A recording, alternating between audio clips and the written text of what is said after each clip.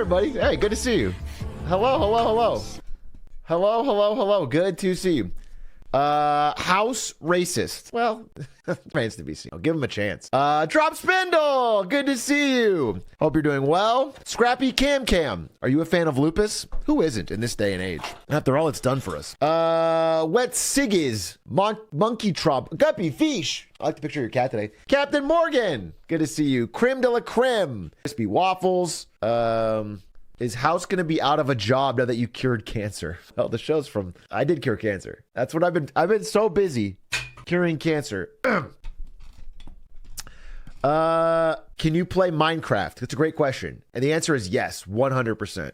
Right after House MD, I'm going to pretend to go offline. But real ones know that if you sit here waiting in a dark, empty, dead stream with no chat for 12 hours straight. Now, you can't take any breaks. You have to stare at it for 12 hours straight. That's when you unlock the password to the secret Minecraft-only super stream where it gets fucking crazy. That's where we start. It's fucking awesome. Real ones know and real ones have seen it. Also, you get access to the server where we're playing Minecraft. Can't think of one single Minecraft mini game. I can't think of one. Anyway, it's fucking awesome. Bed Wars. Did we play Bed Wars? We play Skyblocks. We play Spleef. In this episode of House MD kills 8 people, but he's always right, so who cares? Okay. He's always right as a doctor, so he doesn't kill people. He does many things that are iffy, like breaking people's houses and casual racism towards his own employees, but he doesn't kill 8 people. He killed 8 to save 1. If he killed 8 people, it would be to save 9. At the very least, he would do like a Logic Man thing. He would do like a Redditor logic and be like, we have to kill these 8 to save these 9. If we take their 8 spleens and blend them together, we can make one good spleen for these 9. They can all share. Technically, I don't think he sexually harassed his subordinates because he was in a coma, right? At the time when he did the thing where he cut off Cameron's shirt, that didn't actually happen. Didn't House ask for ketamine? That was the finale. So the finale of season 2 was House asking for ketamine. So now we're going to watch season 3, episode 1, where I guess he's on ket. I don't know. That it remains to be seen. It remains to be seen whether or not House goes down the K-hole. Somewhere in season 6 he raps a song and it's fire. Can't wait till we get to that. I can't wait till House MD raps. Season 3 is only Ket. I'm tacitly a little bit nervous about how he responds to the ketamine. That's a crazy way to start a season. Did you see the actor strike? Of course I did. In fact, I thought about doing an emergency 3rd Marketing Monday in a week. Talking about the actors and writers basically co-striking now. Big momentum. I was going to do it today. Then I started working on the YouTube. Then I got distracted. Then Ari wanted to go do stuff. So I didn't. But I think I will talk about it as soon as possible because I think it's awesome. I think it's fucking awesome, honestly. I think the writer strike was flagging a little bit and a couple key errors by the studios plus the actors joining in. It's just going to be a big, I don't know. It's just awesome. It's also actors striking is so high profile that it inspires other labor movements compared to writers doing it, which no one cares about. It feels like, and the average population, but actors striking makes it kind of cool and it helps. It literally just it's good for many reasons. And I hope it is not resolved quickly. Unless it's in the favor, unless they get what they want. But I hope that the studios actually have to feel some pain and concede to real demands. If Brad Pitt does it, I'll do it. yeah, exactly. Just Matu, thank you for the sub. So anyway, we'll start House here in I don't know, a minute, dude, real soon. Also, you know that company Shine or is it Sheen or Shine? I always get confused. The one that sells the knockoff clothes for cheap. They're getting charged with a Shein. Is it Shein? Shein. They're getting charged with a RICO violation, which is what they used to charge the mafia. They're getting hit with a fucking RICO, dude. That's how they took down Capone. It's literally racketeering because they've stolen so much IP at scale. They just have so much stolen stuff that they use for the clothing, and they just slightly knock it off. And then Cillian Murphy literally walked out during the Oppenheimer premiere because the strike started. Yeah, I heard about that, which is awesome. He had to. That's just a requirement. But yes, good. The actors joining is just so sick. It's just so sick, and And the studio's got to be feeling some pressure now. They could really ignore the writers for a lot longer, but ignoring the actors is so much harder. It's just the scale of... Although I guess I'm excited. I'm cautiously optimistic, and I hope it works. And I believe in their power as organized labor. After what I've seen on the comments of the Xbox FTC stuff, I have no hope for the average person to understand anything or vote in their own interests. I just have no hope, bro. I get the feeling all the comments are going to be like, these fucking lazy piece of shit actors need to get back to work so I can see season 3 of fucking MILF Manor, dude. If I don't get my fucking new season of MILF Manor, then these fucking actors, and they're trying to rip off the poor studio heads. Isn't that reality TV? You get my point. You know what I'm saying? I'm picking a dumb show. If I can't get young Sheldon, if I don't get a rap on what's going on with young Sheldon, I am literally going to break an actor's leg. I know you love lyrical rappers. You should listen to... No, listen. I go to the clubs, all right? I go to the clubs. I party, get crunk. I want rappers that are just like, just a beat, dude. I don't even care what they're saying. Lyrics? That's for nerds, dude. That's for nerds and backpackers. I want stuff you can bang in the club. I want something you can condense the whole song into just a TikTok. My idea of a good rap song is basically like, forget the verse, have one catchy chorus you can put on a TikTok that bangs. Atrioc on the mic, be like, I'm Steph Curry with the shot. That's probably... Dude, people been saying that for like 8 years straight. It's the most fucking... Fly like a plane, dude. Yes. What else do they say? They say Steph Curry with a shot. It's like a really, really common bar. That is so overused. Big A, I brought up Born to Fly at a social event in the aerospace industry and it took off. Is that a pun? Is that like a aerospace industry pun? It really took off. Sleep is the cousin of death is not an overused bar, you fucking Philistine, dude. Sleep is the cousin of death is one of the most iconic bars of all time. No. Anytime someone uses it again, it's an homage or a reverence. It's not the same thing at all. It's mid. Sleep is the cousin of death? You're so fucking stupid. I'm talking to fucking Bozo the Clown, dude, trying to give me... my name is Brandon, and I'm here to say I can't. I changed marketing in a major way. Yeah, dude. I might be going to a Nas concert, actually. And if he calls me on stage, I'll say that. I'll sing that part. And then I'm like Steph Curry with the shot, boy. Remember when a rapper rhymed Wisconsin and mansion? Impressive. It's all about the... Atrioc, you think Nas is going to call you on stage? Yeah, I do, psychic. A real concert is not like Paw Patrol Live, all right? They have more interaction. I'm sorry you've only seen the latter. Hey, Big A, I regret to inform you that us Shadows will be going on strike until you play Outer Wilds. Well, I regret to inform you that we're watching House tonight. So... Talk to Bob Iger. He's my representative. Although I do feel a little bit suspicious. You can't see it. Right there is a poster of Bob Iger looking at me. And it's like, in this trying time during the strike, it doesn't feel appropriate. It feels like he may be sort of a villain in this endeavor. Do you like Bob ironically or genuinely? It is a fascinating combination of both.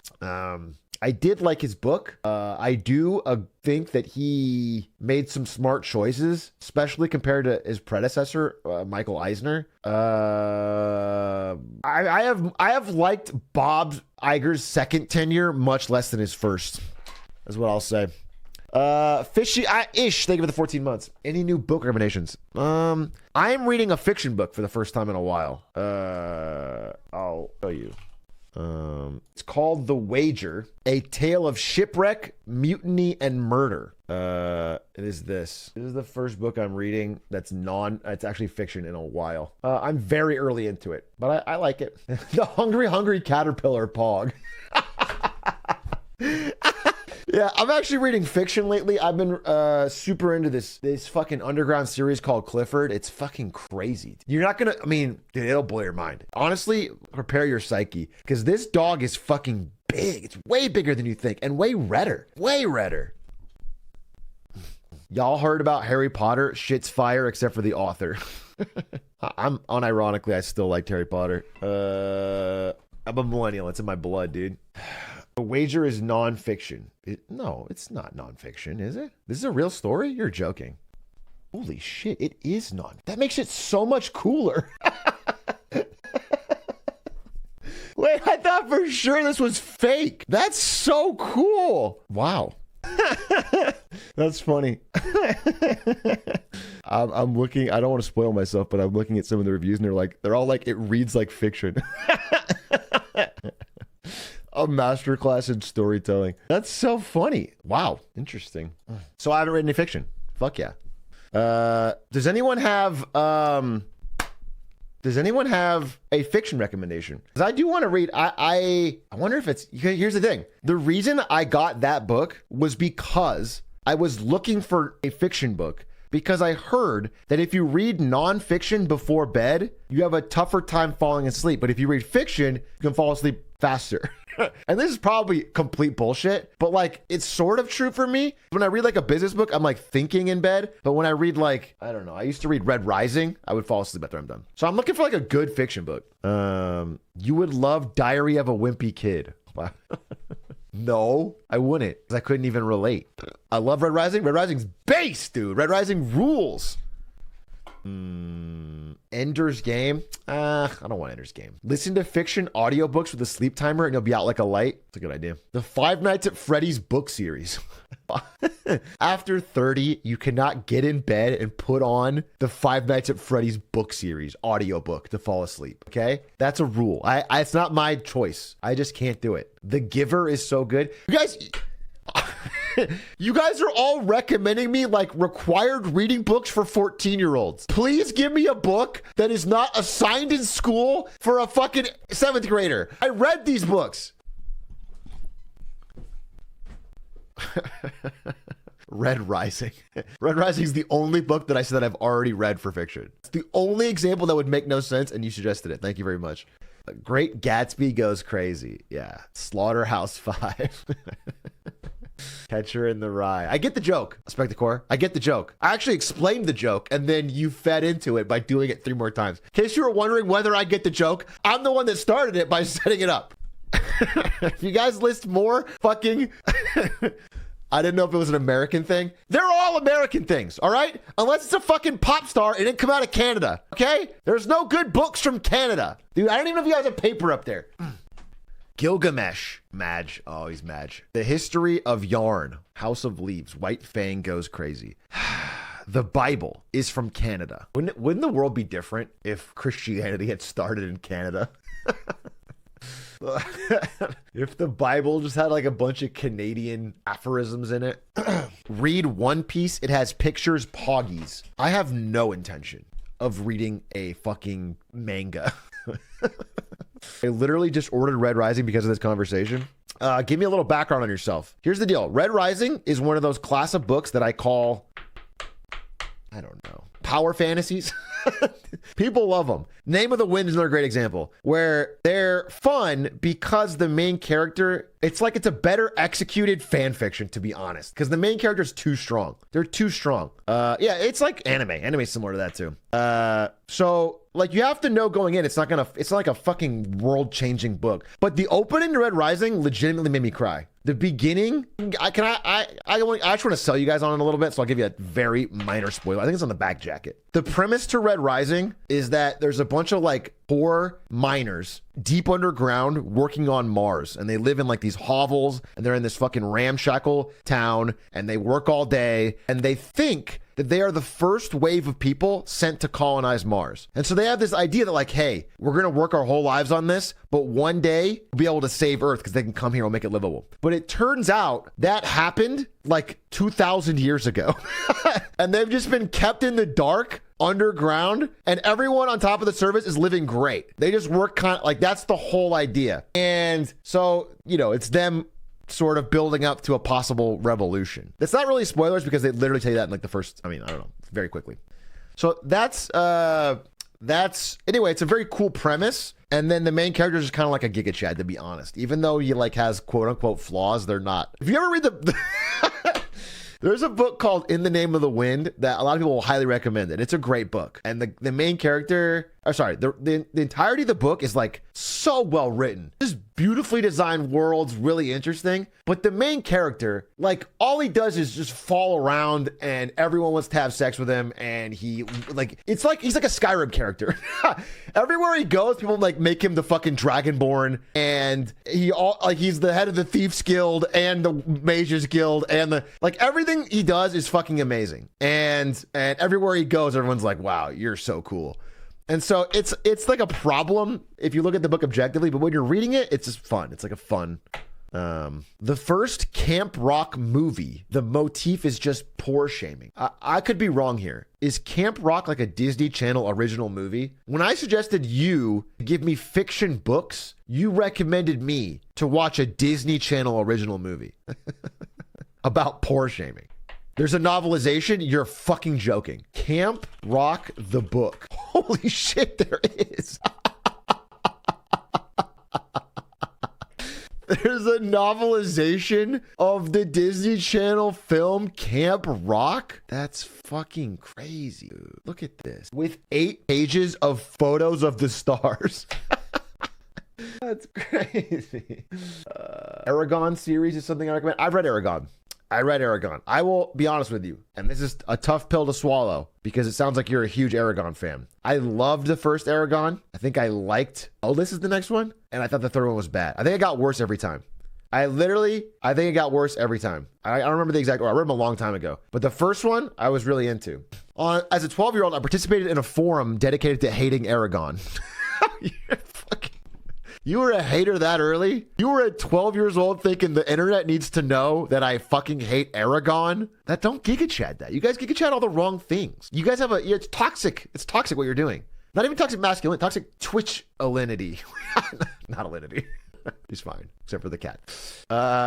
He was the only 12-year-old that was based. That's fine. Have you already read Hitchhiker's Guide to the Galaxy? Yes, long time ago. I don't really remember anything. I remember, you know what sucks? Sometimes when you read a book, this is so rare. There's actually one example. But when you read a book as a kid and then later, like many years later, you see the movie, it kind of changes your memories of the book in that I can't remember it. I can't imagine it the way I used to. Something happens. I mean, the good example is Harry Potter, where like a lot of people experienced reading Harry Potter and we all thought Hermione's name was Hermione and we all had different pictures of the characters in our heads. And then you watch the movie and now it's like, as the time goes on, my brain will no longer picture what I can only, it's fucking Daniel Radcliffe and Emma Watson now, unfortunately. I had no idea how to say your name in all the movies. Yeah, exactly. Thank you. You're at least 2 people. That's how Korean people call Hermione. That's funny. Thank God I'm not the only one who thought it was Hermione. I don't know what adult fiction even is. I've only ever read young adult fiction, and then now I read nonfiction. Yeah, I think that's a normal pattern. That was sort of mine, to be honest, is I read a lot of like young adult fiction growing up. And then as I got into like the business world and I got into a stupid like grind set mode, I started to read nonfiction business books from like, I don't know, 22 on, and only occasionally read fiction, really rarely. And I miss it. And I think it's good. I think it's fun and it makes you more creative, and I think it's good. So I'm trying to find some. And I thought I found one, and it turns out it's a fucking nonfiction book about a boat, which is less cool. You've kind of ruined the book for me. I was very excited to read it tonight. Apologies for continuing to spam. I have not read Three Body Problem, and I've heard it's very good, but it was written in China, right? And it's been translated to English. Is the translation good enough? I know it's like the most popular Chinese fiction book. And have you tried Moby Dick? I'll tell you this. So I don't know if any of you have ever had this program in school. When I was a kid back in the 20s, or fucking the 90s, early 2000s, there was a program at my school called Accelerated Reading, where every book in the school library had a little sticker on it, color-coded difficulty sticker. And then after you finish the book, you go take a quiz on it. And you get points based on how difficult the book is. Basically, you took the quiz to prove that you read it. and then you get points. And if you got enough points, you could buy certain things. And obviously, because of when I was born, and hey, babe, what's up? Oh, my food that I ordered, hors d'oeuvres. This looks good. Anyway, so I'm always been competitive, obviously, and I was a reader, and because the timing lined up to where Pokemon was the biggest thing in the fucking world, and they offered a like expensive ass cool looking Pokedex plus that book that had like shiny pictures of every Pokemon. So it was like fucking super cool. Like I wanted it so bad, and this is like 99 2000 like peak Pokemon craze. And so I was up against, so again, everyone in the school wanted the same prize, but only some kids cared about reading and wanted to do it. So there was this one kid, I think I was third grade or fourth grade. There was a kid in sixth grade named Kyle Stark. I remember his name vividly. I fucking hate that kid to this day. And Kyle Stark's mom worked at the fucking school. I don't know if there's something shady there, but fucking, I don't like this guy. Tony Stark's son? Maybe. I don't know. Kyle Stark. She worked at the school. And, he was 2 grades ahead of me. So he's obviously going to read at a higher level than me, but I'm fucking competitive here and I wanted to win. So I started fucking ripping through Hardy Boys books.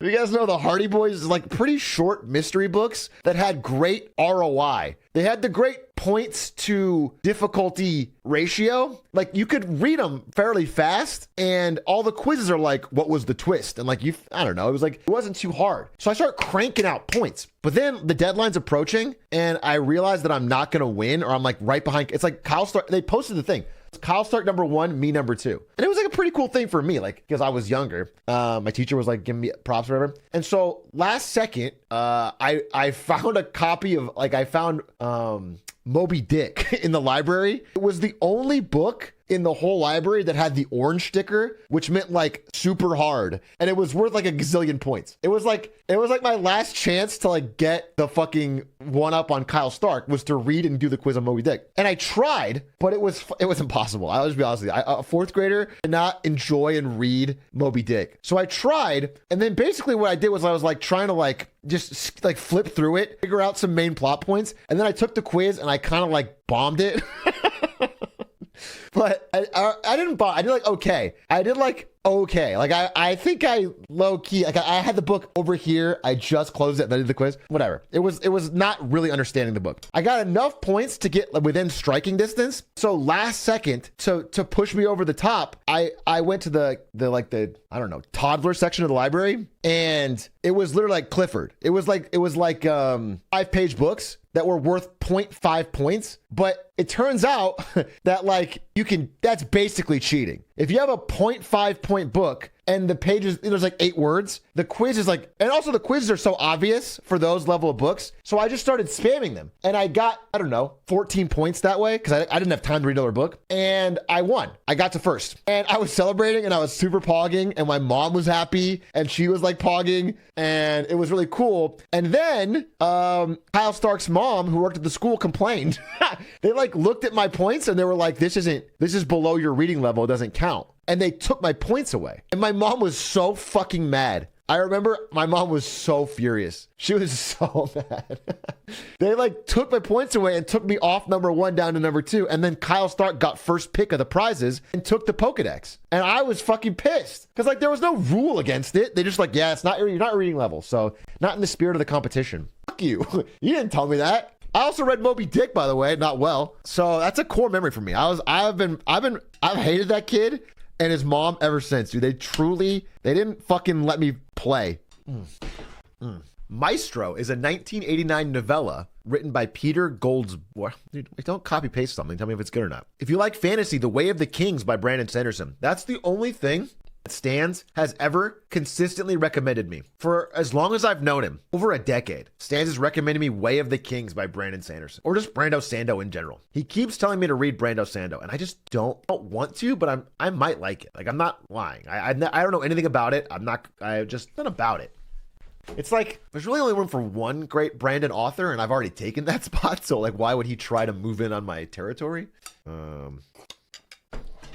Your best man recommended you a book for 10 years and you never looked into it. First First of all, don't phrase it like that. That is not a good way to put it. Second of all, I did buy it. I own it. It's sitting probably on the shelf somewhere. I just haven't cracked it because something about the book itself does not look appealing to me. Like the cover, I don't know, dude. Also, I feel like I'm going to compare it to Game of Thrones unfavorably because I love Game of Thrones. The books. I guess what I'm doing is I'm sort of intelligently judging a book in a way by its cover. Does that make sense? Like I'm using the facade of the book to judge the contents. Like a really smart way to go through life. That way you always can like make quick snap decisions about people and things. That way you don't have to waste your time giving them a chance. You can just sort of quickly write them off instantly. It's efficient. Big A, if you don't want to get bogged down in exposition and world building and just want a fun story, At Swim Two Birds is an excellent book. This is a 1939 novel by Brian O'Nolan. At Swim Two Birds is a weird title. What's it about? This feels like a thought experiment of a book. Maybe. I'm looking for a fiction, like a fiction story that I can get engrossed in. Have you read Grapes of Wrath? Bro, yes. I've read Grapes of Wrath because I went to school in America. All right, we're going to watch House here in just 5 minutes. I'd suggest the Percy Jackson series. I think I'm past Percy Jackson age. Not that I don't think it'd be good. I think I would have loved Percy Jackson if I was the right. I think I'm a few years missed it. Although, you know what you guys missed? Percy Jackson lovers. You missed Everworld. That's right. K.A. Applegate, author of Animorphs, created a second series that people never heard about called Everworld that was actually really goated. And it was like the early Percy Jackson. It had a bunch of like, you know, it's got like fucking all the gods and shit, but in a cool way. Everworld ruled. There's at one point, I remember distinctly, it's like a vivid memory of mine, is reading, well, it's kind of a spoiler, but you guys are going to read it anyway, is reading like the last book. The concept of the book is that there's like 5 teens from a regular town who all have their own problems. Like one of them's got OCD, one of them's got a racist dad, one of them's a burnout, whatever. And then they can go transport to this other world where there's all the gods from mythology. They keep, whenever they sleeping, go back and forth, and their lives start falling apart. And then, but it gets dark. It gets like really dark. Anyway, one of the girls turns fucking insane and starts bringing neo-Nazis from the real world into the fucking other world, Everworld. And at one point, a bunch of fucking cracked out 19-year-old neo-Nazis use Uzis to shoot Fenrir, the giant wolf god, to death. I remember thinking, whoa, this has gone crazy. This shit's gone crazy. It was a crazy book. It was a crazy book. And what's cool is it's like Game of Thrones, like mini Game of Thrones, really, because every book is written from the POV of one of the characters, and you see all their little neuroses and shit. I thought it was great. I was one of my favorite series when I was a kid. Do the Nazis die? Well, I don't want to spoil that, but you know. I remember Artemis Fowl being good at all. Artemis Fowl is another great example of a power fantasy kind of book. Artemis Fowl is entirely too smart. So at no point in any of the books, well, at least the first, I don't know, 2, are you worried at all? It's a kid's series. It is a kid's series. Oh, it's a teen series. It's like a young adult, but it's surprisingly adult. I'll be honest with you. There's I don't know, there's like drug use and like a lot of violence and yeah, it was cool. Goosebumps are amazing. I loved Goosebumps. What I loved were the Goosebumps Choose Your Own Adventure books. You would never find young Atrioc at the family function without 5 fingers in a Goosebumps Choose Your Own Adventure book. Those are fucking awesome. Animorphs holds up. What? No, I mean, fine if you're a kid still. You're still reading Animorphs nowadays? You're popping in and like, yeah, wow, he turned into a fucking deer. Damn, this is fucking good. Holy shit. Have you read Stories of Your Life and Others by Ted something? No, I haven't. Ender's Game series? I only read the first one and it was a long time ago. I thought it was fun. Ender's Game, same thing as Artemis Fowl. Main character, usually a dude, shockingly smart, House-esque really, solves all problems. Everyone's impressed. I think you would love Green City. What's Green City? Green City. Interesting. Green City book. How one community survived a tornado. No, I don't think I would like this book. Green City, How One Community Survived a Tornado. No, that sounds fucking lame. This does not look good at all. This is about this is a town in Kansas that survived a tornado and rebuilt for a sustainable future. You cannot be talking about this. I actually know that there's just no way. This probably sold 8 copies. There's no way you're talking about this. But I will say, speaking of Kansas and speaking of Barnes and Noble and speaking of tornadoes, I lived in Kansas during a tornado.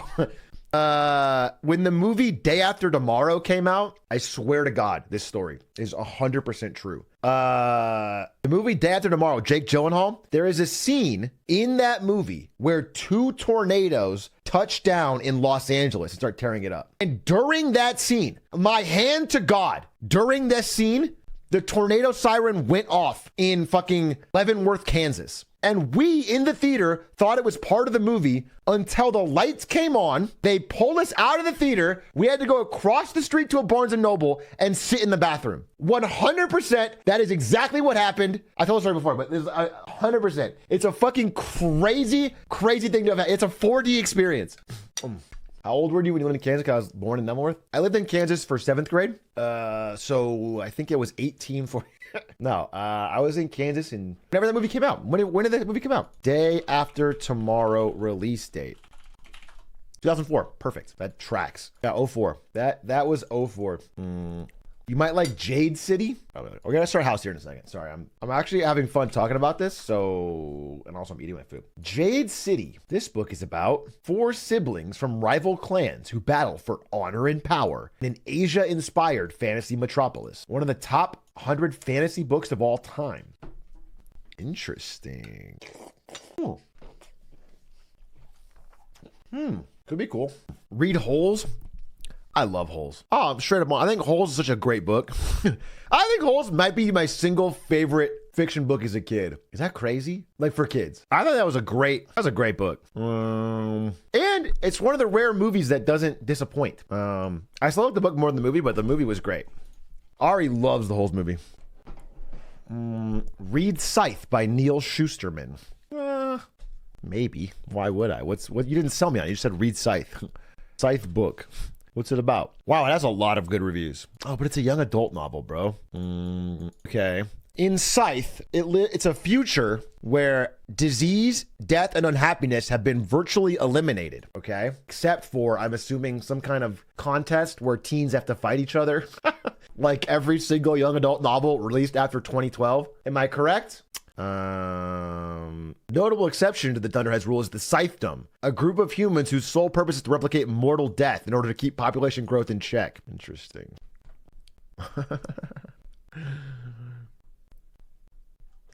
Well, I don't know. I don't read the plot, but... You know what else would be good? Has anyone written any goated short stories? Like a short story collection? I remember, again, thinking of literature that impacted me. I remember reading, who's the Willy Wonka guy? Fuck, what's his name? Roald Dahl. Roald Dahl has a short story book that I read after I read, Willy Wonka and like the BFG and stuff. And I thought, oh, it's going to be more like fun kid stuff. And it was like the darkest, most serious stories. It was like these crazy fucking short stories. And I've told this one a million times, but the one about the guy on the cruise ship where he's like, I'll tell it again. I've told it a million times, but that one freaked me out. It gave me nightmares. You read Diary of a Wimpy Kid 20 years later? Wait, what? All right. We are starting in 1 minute. I missed 10 gifties? Let me check. No, I've never missed a gifted sub in my stream my entire life. Holy fuck! Zafar, thank you for the 10 gifties. Much, much appreciated. Thank you for the support. Honestly. On God. Otter Pirate, thank you for the 20 months. Ritsu Pawn, thank you for the 2. Awesome K-Dog with the 3. Zafara again for the 23. Mistborn Brandon Sanderson. Look, I'm going to read it right now. 1 second. Hold.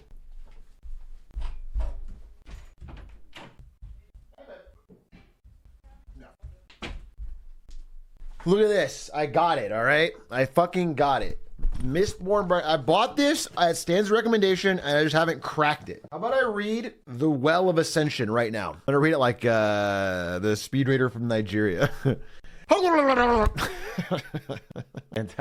Fantastic book, honest. Fantastic. I didn't expect the twist in the second half, but upon review, like all the signs were there. The foreshadowing was phenomenal. What was the twist? Dude, I can't even. To explain it to you would rob you the joy of figuring it out yourself. I just joined. Can you repeat the name of the book? That is the second book? Yeah, but it's so well written. Like, feel like you get the first already, like recapped. There's no twist? You didn't read it that closely, did you? Read it more like I read it. Holy fuck, this is spicy.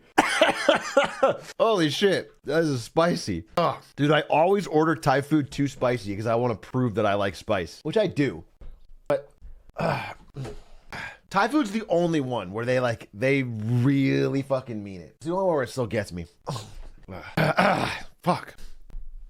Indian food? Are you kidding me? Listen, I know you think I'm joking. I wish I could call in Ari right now. But like, for example, she's Latina and we go and have food with her family in Mexico. And at first they were like trying to like make things less spicy for me occasionally. And they realized that I actually really like spice. And I eat the same food as her dad. Legitimately. I legitimately like spicy food. But when I order Thai spicy, which is what the option was on the Thai food, it's just too much. There's so many flakes in here. This is actually fucking spicy. Every white guy be like, I'm the one white guy who likes spice. No, I know you could say that, but I'm just telling you, hand of God, what you're saying is what Ari said when I asked for more spice. Then I liked it. I grew up in Thailand. If you ask Thai restaurants to make it spicy, it's often taken as a challenge. Yeah, 100%. 100%. Like they won't even, like sometimes when I'm at a Thai restaurant, Ari and I went in person one recently, and I say that I like spicy, they won't believe me. And they'll think that I'm,